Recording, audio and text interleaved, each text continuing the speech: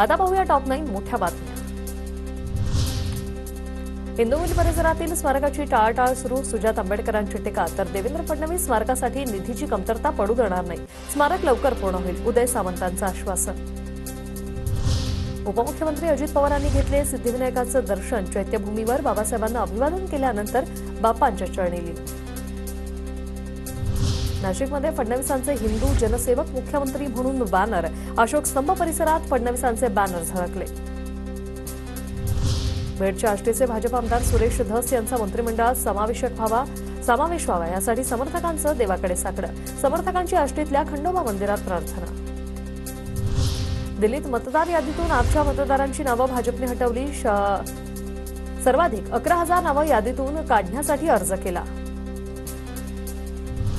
दिल्लीला येण्याचा निर्णय शेतकरी संघटनांनी बदलला, शेतकऱ्यांचं आंदोलन तात्पुरतं स्थगित, बैठक घेऊन पुढचा निर्णय लवकरच जाहीर करणार।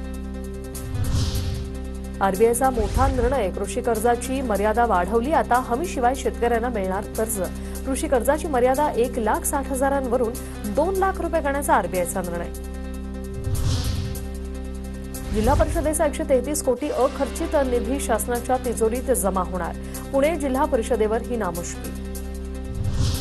आता थांबणार नाही, या भाजपच्या जाहिरातीत राजश्री शाहू महाराजांचा फोटो नसल्याने शाहूप्रेमींचा संताप, शाहूप्रेमींकडून शाहू समाधी स्थळावर निदर्शनं करत भाजपचा निषेध।